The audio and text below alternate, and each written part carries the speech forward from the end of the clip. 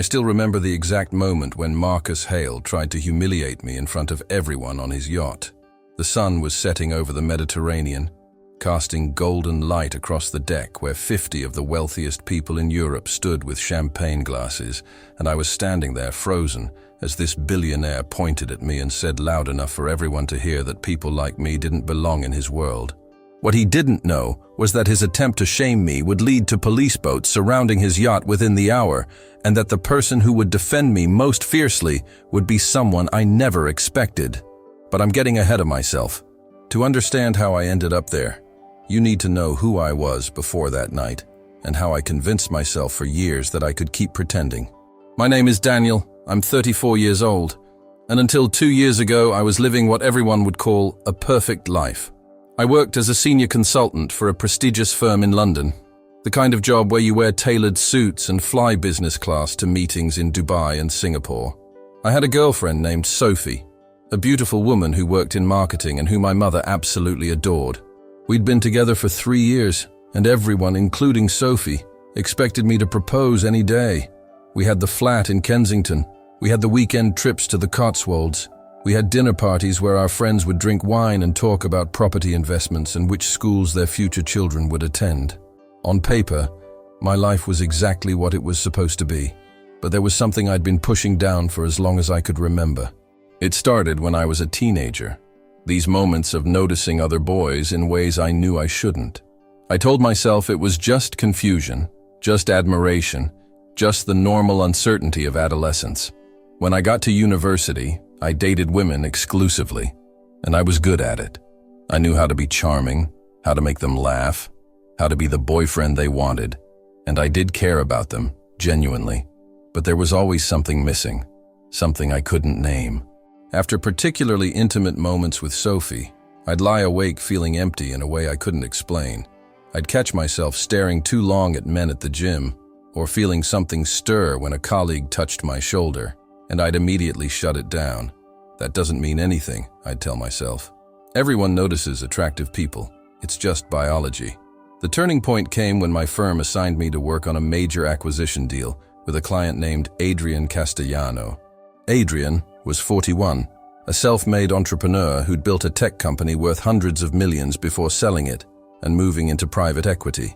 He had offices in Monaco, and the project required me to spend 3 months working closely with him, flying back and forth between London and the French Riviera. When I first met Adrian in his Monaco office, I was struck by how different he was from the usual corporate types I dealt with. He was tall, with dark hair going silver at the temples, and he had this way of looking at you when you spoke that made you feel like you were the only person in the room.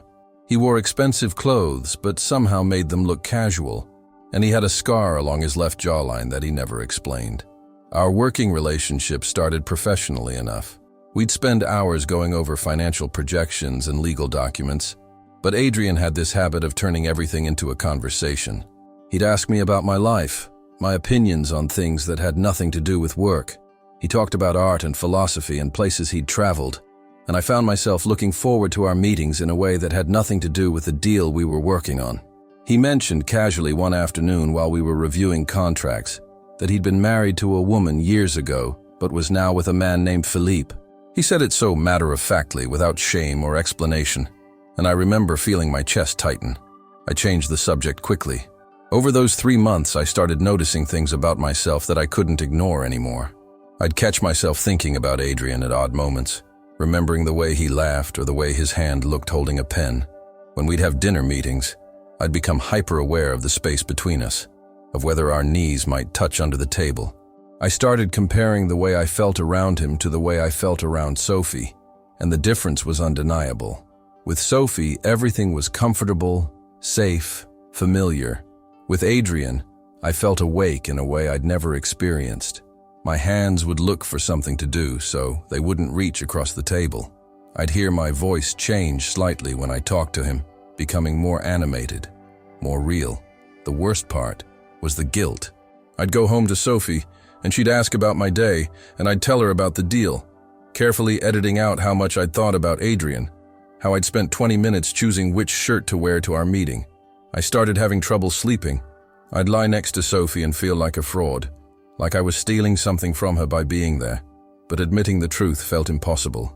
How do you tell your girlfriend of 3 years that you might not be who she thinks you are? How do you tell your parents, who'd already started asking when we'd give them grandchildren? How do you tell yourself that everything you've built your life around might be based on a lie? Then Adrian invited me to a party. It was early June, and we'd just closed the deal successfully. He said a friend of his, Marcus Hale, was throwing a celebration on his yacht in Monaco, and that I should come as his guest.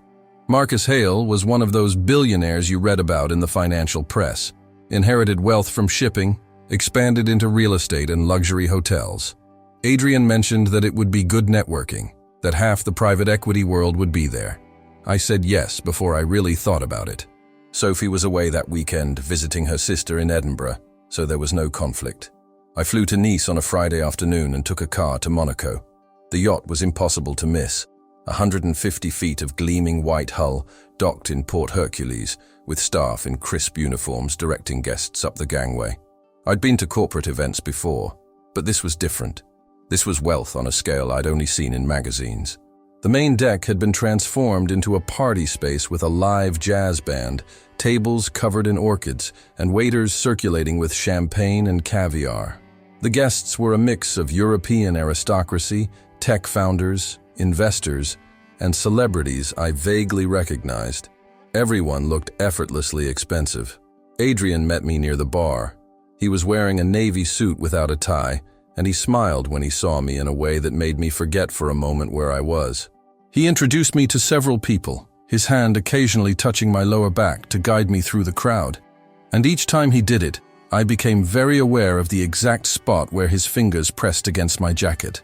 We talked to a Swedish investor about renewable energy, to a French actress about a film she was producing, to an American hedge fund manager about cryptocurrency. Adrian had this way of making everyone feel interesting, of asking questions that got people to reveal themselves. I watched him work the room and felt something I'd been trying not to name for months.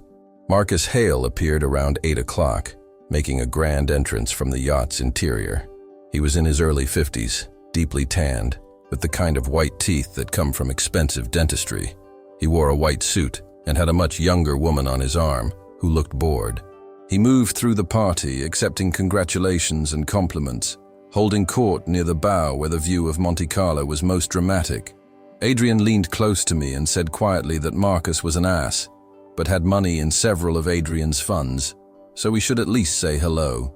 I could smell Adrian's cologne, something subtle and woody, and I had to concentrate on what he was saying.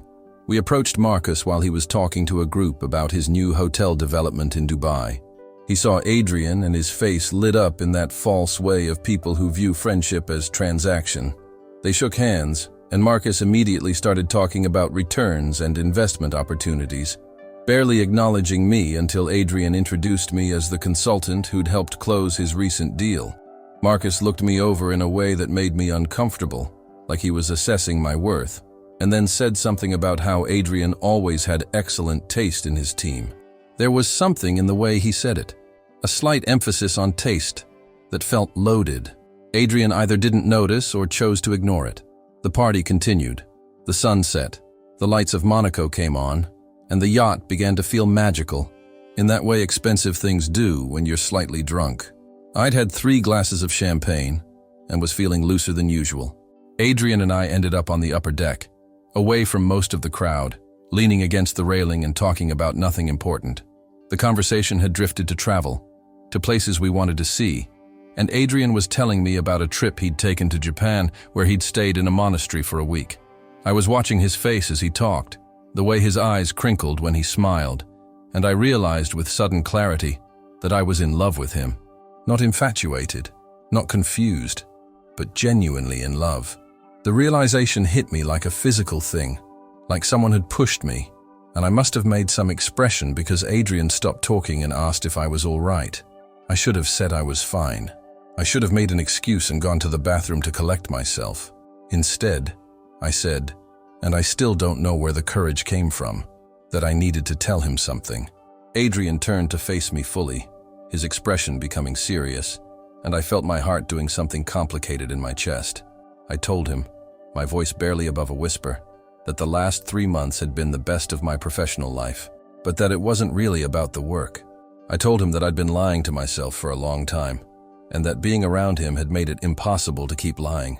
I told him that I had a girlfriend waiting for me in London who deserved better than someone who couldn't stop thinking about another man. Adrian didn't say anything for a moment. He just looked at me with an expression I couldn't read, and I felt panic rising in my throat.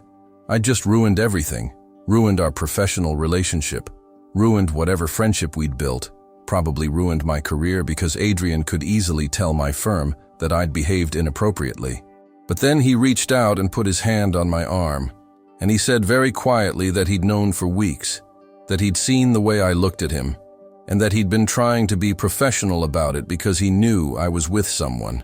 He said that coming out, accepting yourself, was the hardest and bravest thing a person could do, and that he was honored, I told him. Then he said something that made my throat tight. He said that he'd felt it too, whatever was between us, but that I needed to figure out my own life before we could explore what that meant. We stood there for a long moment, his hand still on my arm, and I felt something shift in me.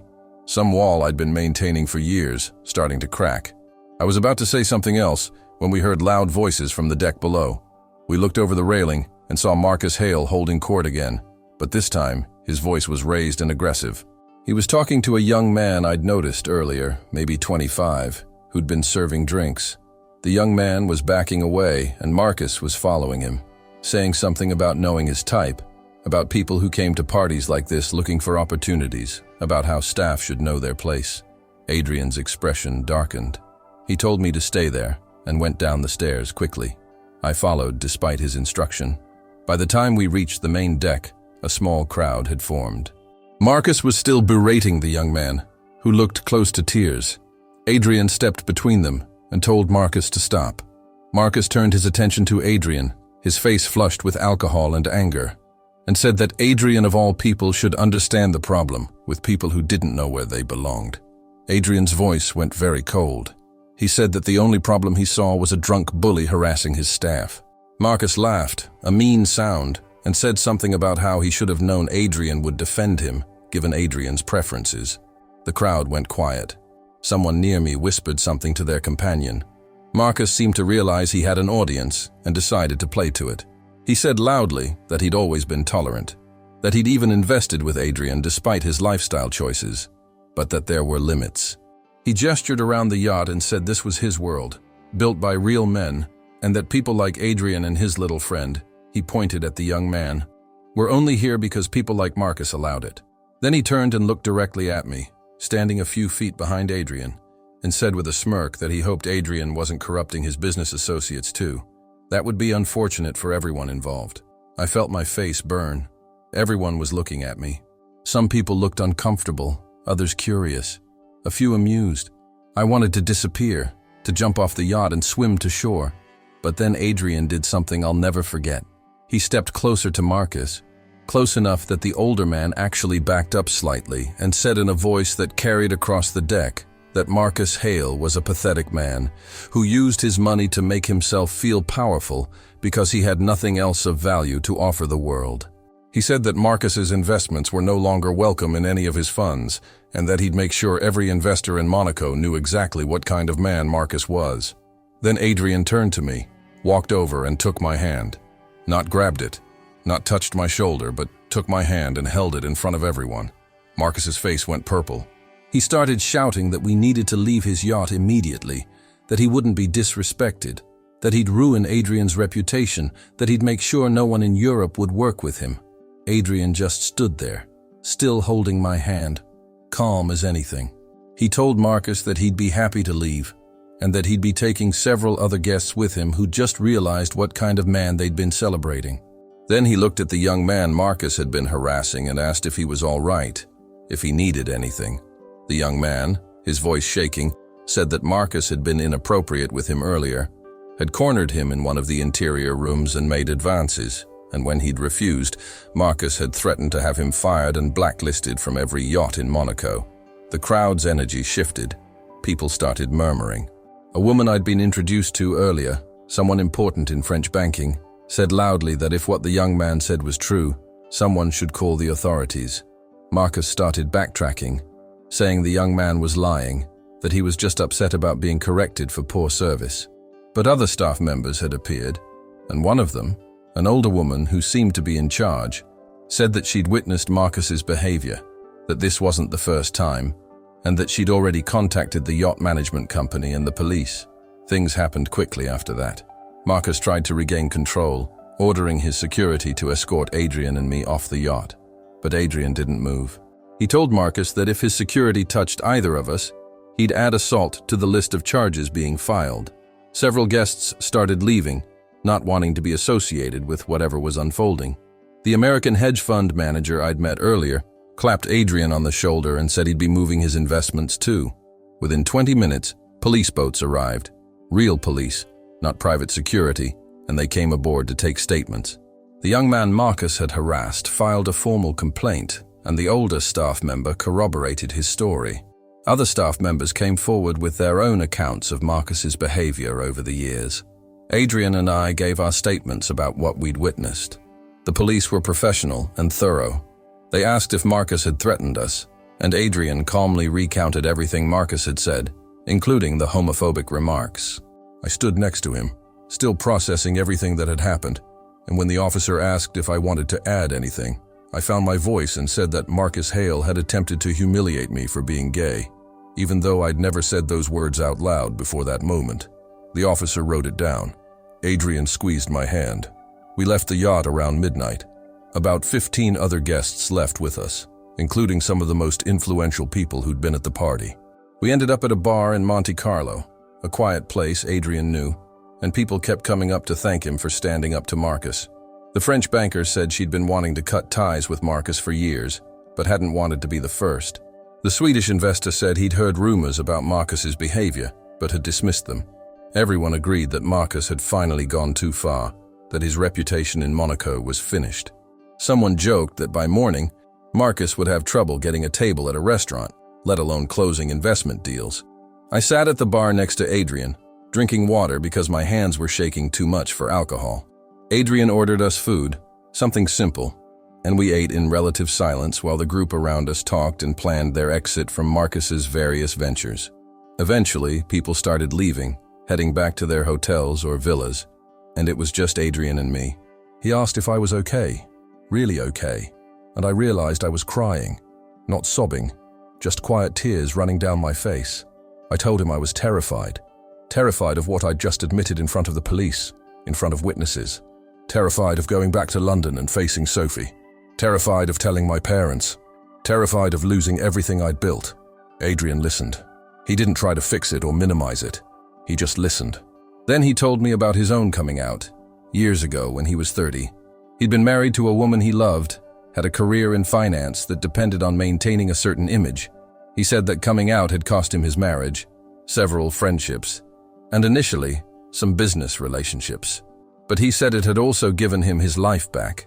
He said that living authentically was terrifying, but that living as someone else was worse, was a kind of death that happened slowly over years. He said I didn't have to figure everything out tonight, but that I'd already taken the hardest step by saying the truth out loud. We talked until 3 in the morning. He told me about Philippe, his partner, who was in Paris for work and who he'd been with for 6 years. He told me about the early days of being out in the business world, about the clients who'd dropped him and the ones who'd stayed.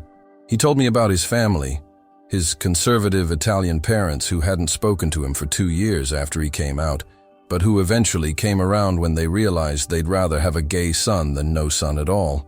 He told me it wasn't easy, that there were still people like Marcus who thought they could use it against you, but that living honestly was worth every difficulty. I told him about Sophie, about how guilty I felt, about how she deserved someone who loved her the way she deserved to be loved. I told him about my parents, who went to church every Sunday and who'd always talked about their future grandchildren. I told him about my job, about whether I'd be able to keep it once people knew. Adrian said that Sophie deserved the truth, that it would hurt her, but that stringing her along would hurt her more. He said that my parents might surprise me, or they might not, but that I couldn't live my life for them. He said that my job, if they had a problem with who I was, wasn't worth keeping. He made it sound simple, even though I knew it wasn't. When we finally left the bar, Adrian offered to let me stay in his guest room rather than going back to my hotel. I accepted. His apartment in Monaco was beautiful, minimalist, and modern with floor-to-ceiling windows overlooking the harbor. He showed me to the guest room, gave me clothes to sleep in, and told me to take whatever time I needed in the morning. I lay awake for hours, replaying the night, still not quite believing it had happened. I'd told the police I was gay. I'd held Adrian's hand in front of 50 people. I'd watched a billionaire's world start to crumble because he'd thought he could humiliate people without consequences. And somehow, I was still here, still breathing, still intact. I flew back to London the next day. Adrian drove me to the airport, and before I got out of the car, he kissed me. Just once, gentle and brief.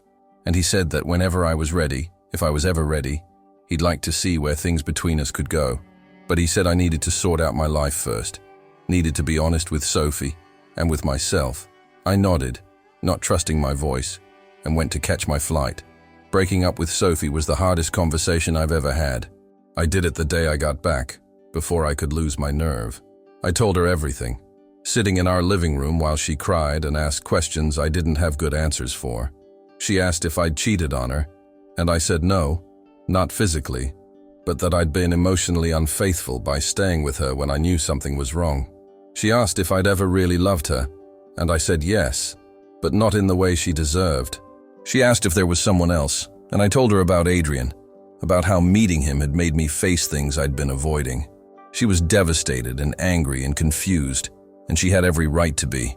She asked me to leave that night. I moved into a hotel. The next few months were brutal. Sophie told our friends, and I lost most of them.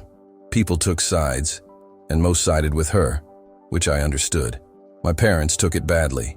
My mother cried and said she didn't understand, that I'd always seemed normal. My father didn't speak to me for 6 weeks. They asked if I was sure, if maybe I was just confused, if I'd tried therapy. I told them I'd never been more sure of anything, and that the only therapy I needed was the kind that would help me accept myself, not change myself. They said they needed time. I gave it to them. Work was complicated. I didn't announce anything officially, but word spread the way it does in professional circles. Some colleagues were supportive, others distant. I had a meeting with the senior partners about whether my personal life would affect my ability to work with clients. I told them that if clients had a problem with who I was, they weren't clients worth having. To my surprise, the partners agreed. They said the firm's position was that discrimination of any kind was unacceptable, and that they'd back me up. It wasn't perfect, and I knew some opportunities would be closed to me now, but I still had my job. Adrian and I talked almost every day, long phone calls where we discussed everything and nothing. He didn't push me, didn't demand anything, just let me figure things out at my own pace. 3 months after Monaco, after I'd found my own apartment and started rebuilding my life, I flew to Paris to see him. We had dinner at a small restaurant in the Marais, and afterward, we walked along the Seine. He asked if I was ready, really ready, to try this. I said yes. We've been together ever since. The story about Marcus Hale made the news, not mainstream news, but in the business and yachting world. Multiple staff members filed complaints, and Marcus faced several lawsuits. His reputation in Monaco was destroyed. Several major investors pulled out of his ventures, including everyone who'd been at that party. Adrian made good on his promise to let people know what kind of man Marcus was. Last I heard, Marcus had sold the yacht and moved to Dubai, trying to rebuild somewhere his reputation hadn't preceded him. The young man he'd harassed got a settlement and used the money to start his own business. He sent Adrian a thank you note. As for me, I'm still figuring things out. My relationship with my parents is slowly improving. My mother calls now, asks about my life, though she still can't quite bring herself to ask about Adrian directly. My father sent me a text on my birthday that just said, "Love you, son," and it made me cry. Some of my old friends have reached out, apologizing for their initial reactions. I've made new friends too, people who know me as I actually am. Work is good. I'm being considered for partner, which I never thought would happen after coming out. Adrian and I are talking about moving in together, maybe buying a place in London and keeping his Monaco apartment for weekends. I think about that night on the yacht often, about how terrifying it was to have Marcus point at me and try to shame me in front of everyone. About how Adrian taking my hand changed everything. About how the worst moment of my life became the beginning of my real life. People ask me if I'm angry at Marcus, and honestly, I'm not. He's a small man who tried to make himself feel big by making others feel small, and that's punishment enough. What I'm grateful for is that his attempt to humiliate me failed so spectacularly that it freed me instead. I won't lie and say everything is perfect now.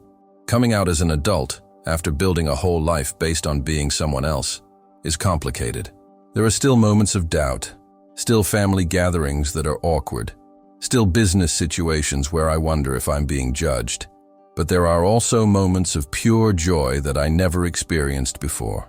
Waking up next to Adrian and not having to hide, introducing him as my partner and meaning it, walking down the street holding his hand and not caring who sees, being able to say I'm gay without my voice shaking. These small freedoms are everything. If you're listening to this and you know this feeling, if you've spent years pushing down who you really are because it seemed easier than facing the truth, I want you to know something. It was always there, inside you. You didn't suddenly become this person. You just finally recognized what was always true. And yes, it's terrifying to admit it. Yes, you might lose people. Yes, your life will change in ways you can't predict. But you'll also gain yourself. And that's worth everything. My truth set me free. It didn't happen all at once on a yacht in Monaco. It happened gradually, in small moments of courage, in admitting things I'd spent years denying, in choosing authenticity over comfort. Marcus Hale tried to use my truth as a weapon against me, and instead, it became my liberation. If this story touched you, leave a like. Subscribe if you want to hear more stories like mine. And if you want, tell me in the comments where you're listening from, or just write, "My truth set me free." You're not alone. Authenticity is the way.